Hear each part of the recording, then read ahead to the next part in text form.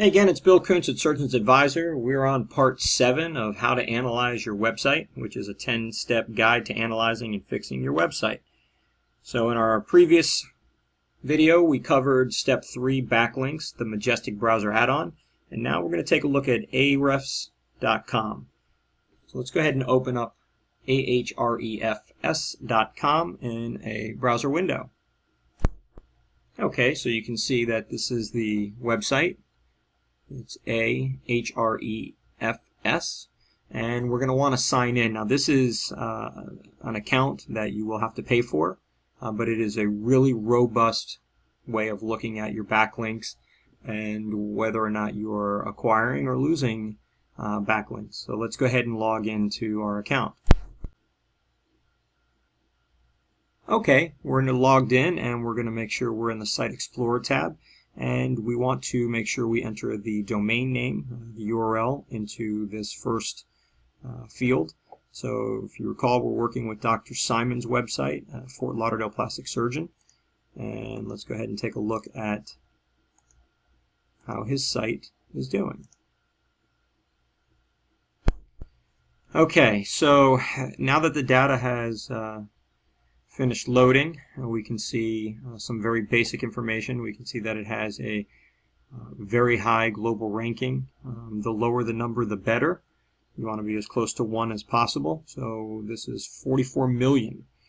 The URL rating is a 22 with a domain rating of 34.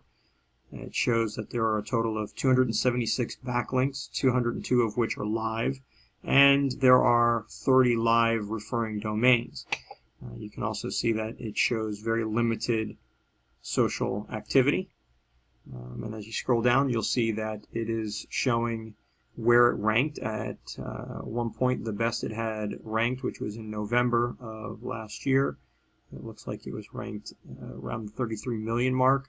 And it looks like right around the middle of December, it took a hit and has not recovered since then.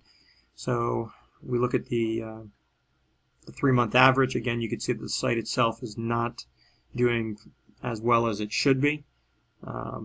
So let's take a look and see if we can see what's going on here.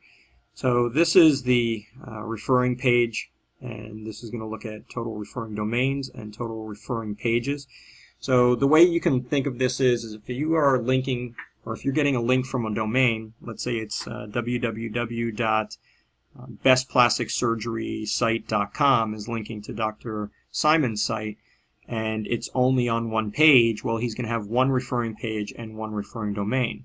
Now, let's say he has that same link, but it is on every page within that website.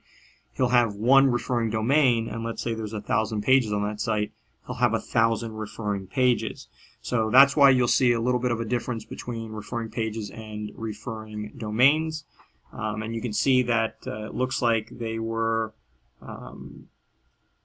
pretty much around their high was here.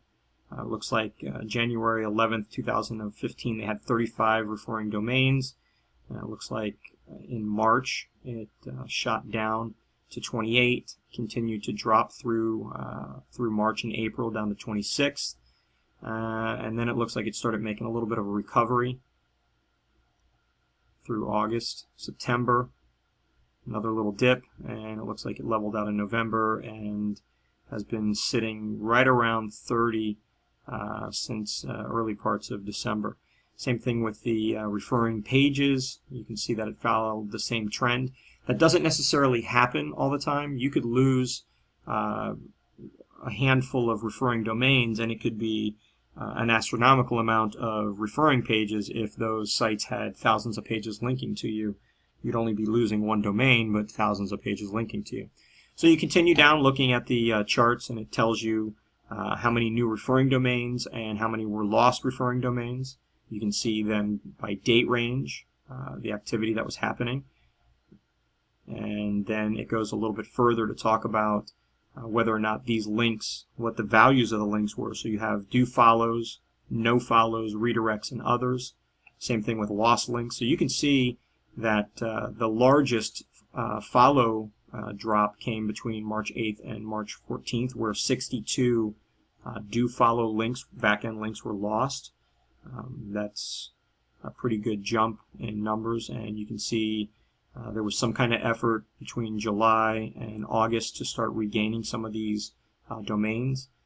They did pick up a bunch of them, but it looks like most of them were non-followed. So what that basically means is that if Google or any search engine identifies a website that has a link to your website, they look to see if it's a follow link. If it's a follow link, then they're going to take that SEO value and that link juice, as it's sometimes referred to, and they're going to pass that along to the domain that is being linked to. So in this particular case, Dr. Simon would get an SEO plus, if you will, and add on to his score with anything that was a follow.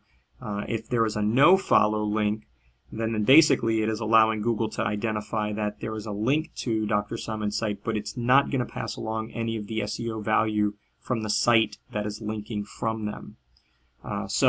Or linking to Dr. Simon. That site is not going to pass any of its value to Dr. Simon's site. So that's the way you can look at that. So that's pretty much it for the step 3 backlinks, looking at the Ahrefs.com portion of it. As you can tell, it's a pretty in-depth tool. I hope you found it interesting, and stay tuned for part 8.